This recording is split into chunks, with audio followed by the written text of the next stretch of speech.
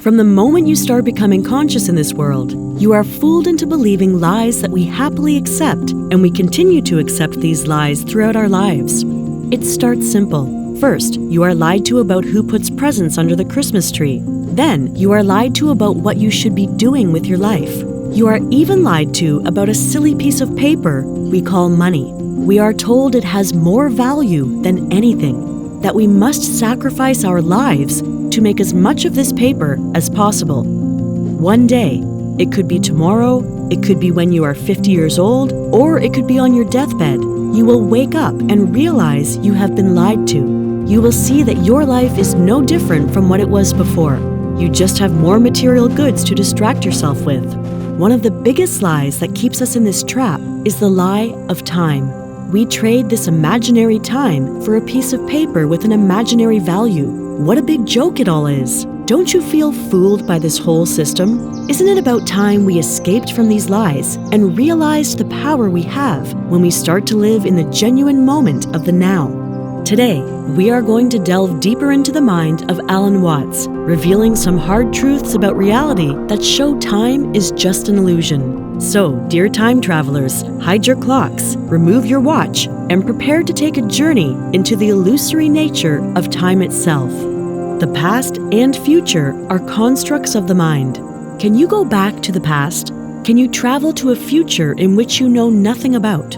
The answer to these questions is obviously no. So why do we spend so much of our mental capacity thinking about these two impossible destinations? Rumination over the past creates depression, while constant reflection on the future brings anxiety.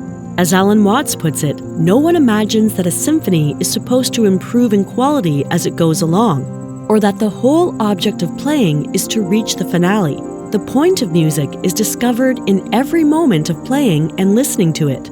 It is the same, I feel, with the greater part of our lives. And if we are unduly absorbed in improving them, we may forget altogether to live them. Life is just like a symphony. Why would you listen to the music of life, constantly anticipating what is next, or thinking about the good or bad that has already come and gone? This defeats the purpose of enjoying a song. Learning to live in the ever-present moment of the now certainly takes some practice. It doesn't just happen overnight, so be patient with yourself. It starts with becoming mindful of your thoughts. Take note of how often you start to think about the past and future. Both good and bad times have already passed, and they will only take you out of this moment. And as for the future, you have little to no control over how it turns out, so constant worry won't change a thing. All you can do is control your present behavior to influence the future you may have. An important part of this realization is not to haphazardly do whatever you want in the moment and hope things work out. Setting goals, creating plans, and setting yourself on a new future path are important aspects of creating the reality you want. But the only way to achieve this is through intentful action in the only moment that truly exists, the eternal now. Time is relative. You've probably heard this before, but what exactly does it mean? This means that our perception of time changes based on the situation or experience we are placed in. It's always good to appreciate knowledge from all sides. So here is a fantastic quote from a man of science that reflects the true nature of time. Put your hand on a hot stove for a minute, and it seems like an hour. Sit with a pretty girl for an hour, and it seems like a minute. That's relativity. It was none other than the genius Albert Einstein who said this. Similarly, Watts believed that our perception of time is fluid and subjective. Ever noticed that when you are deeply engaged in an activity you enjoy, time seems to fly by? But when you are bored or in pain, time seems to drag on for an eternity. This is good proof that time is no more than a human construct, merely a way of measuring change that we have become attached to as though it actually exists.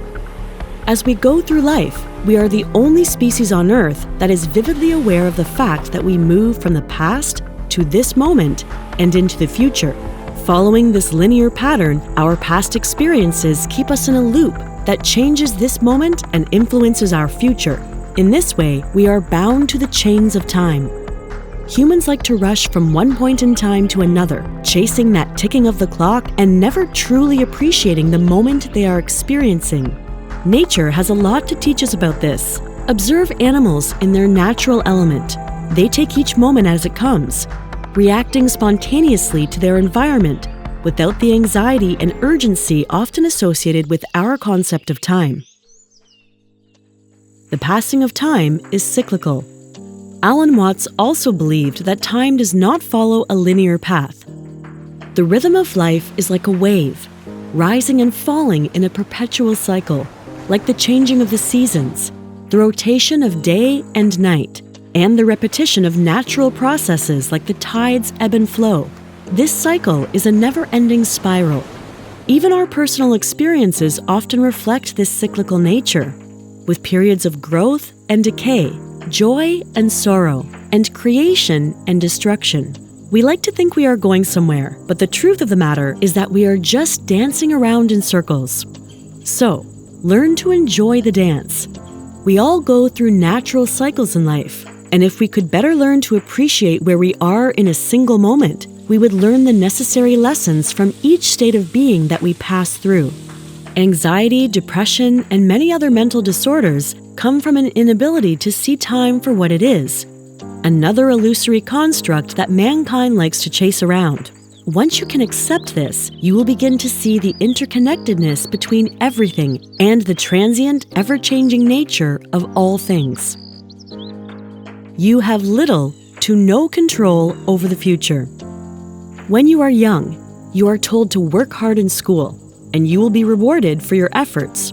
You work hard in school with this future goal in mind. Then, you are rewarded by being able to go to university or college. Here, you are told your reward will be a wonderful, high-paying job. So, you keep working towards this illusory future. Once you start the job of your dreams, you are told your reward will be success, fame, and money.